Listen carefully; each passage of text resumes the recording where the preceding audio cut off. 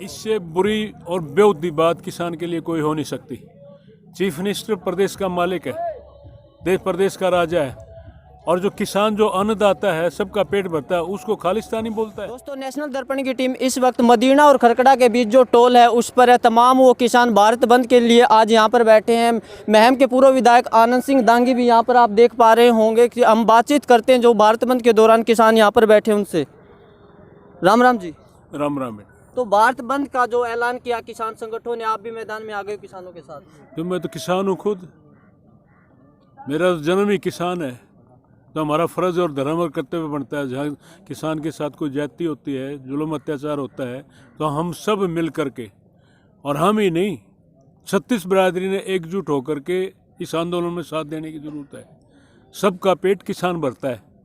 भगवान पैदा करता है जीव को, लेकिन पेट किसान भरता है, और किसान के साथ कोई बात है तो सबको एकजुट होकर के आज मैदान में उतरने की ज़रूरत है।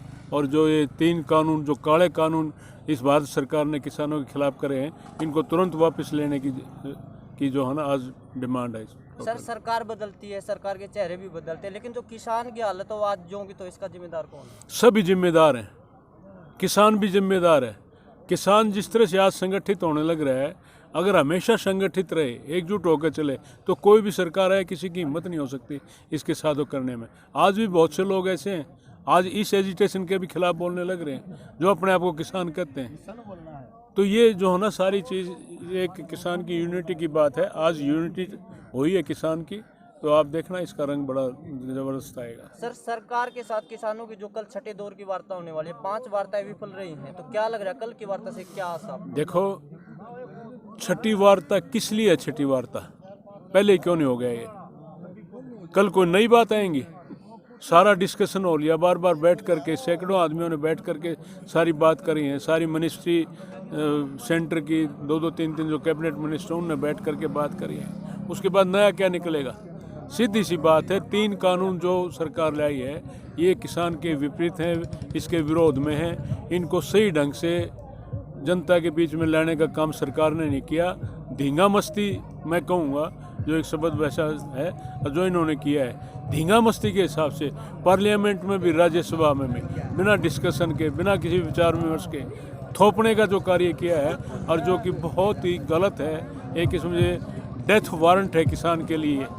तो मैं ये कहना चाहता हूँ कि हम जो सब मिलजुल करके इस बात में 36 बिरादरी के भाई, क्योंकि पेट की आग किसान भरता है, सबकी बुझाता है, तो हमें उसका जब उसके ऊपर कोई दिक्कत है, कोई समस्या है, कोई मतलब दूसरे ढंग की बात सरकार थोपने की कोशिश करती है, तो 36 बिरादरी के लोगों ने एकजुट होकर के एक झंडे के तले खड़ा होकर के अपनी आवाज़ उठा करके इस जुल्म अत्याचार से बाहर निकालने की जरूरत है। मोदी सरकार कह रही है कि हम किसानों का भला करना चाहते हैं, तो आपको कहाँ कमी लगी है जो 3 कानून आए? सारी कमी है।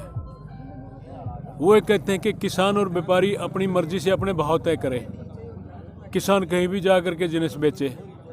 ये कब बंद था? हमेशा जो है किसान कहीं भी अपनी जिनिस ले जा करके, गेहूँ ले जाओ, धान ले जाओ, कपास ले जाओ, बाजरा ले जाओ, कहीं भी जा करके बेचो, कोई बंदिश नहीं थी। लेकिन आज इस बात को भी बनाने की कोशिश कर रहे हैं। और दूसरी जो बात है, जो एमएसपी वाली बात है, एमएसपी कम से कम एक लाइन तो खिंची हुई है कि भाई इससे नीचे जिनिस नहीं बिकेगी मंडी में, और जो मंडी से बाहर जो है वो औने पौने भाव में जाती है। और अब इन्होंने इस एमएसपी को बिल्कुल ख़त्म कर रखा है। कृषि मंत्री का खुद का बयान था कि इसमें एमएसपी का कोई मतलब नहीं है, किसान और व्यापारी दोनों बातचीत करके अपने जिनिस का बात तय करेंगे। हो सकता है ऐसा कभी? किसान की इतनी हिम्मत है कि अपनी मर्जी का भाव ले ले। मैं कहता हूँ आज कहता हूँ, मैं अपने पूरे इलाके का धान 3,500 रुपये क्विंटल मैं दूंगा, चाहे कोई इनकार करे, कुछ ले लो। 3,500 रुपये। भूपेंद्र हुड्डा के राज में 5,000 रुपये क्विंटल धान बिका है।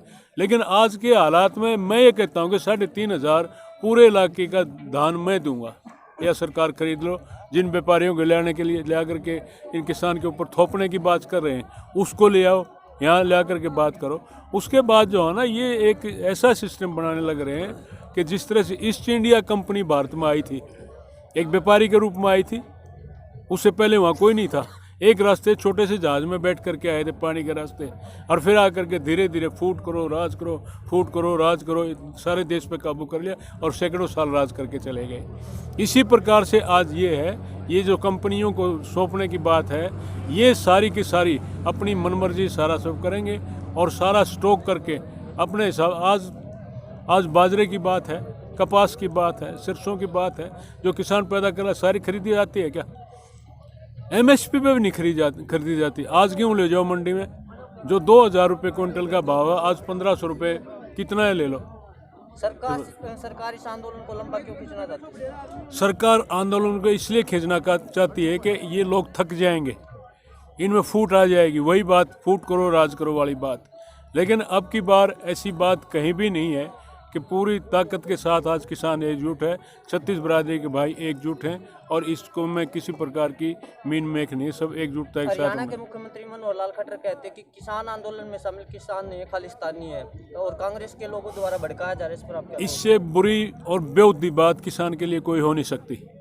चीफ मिनिस्टर प्रदेश का मालिक है, देश प्रदेश का राजा है, और जो किसान जो अन्नदाता है, सबका पेट भरता है, उसको खालिस्तानी बोलता है।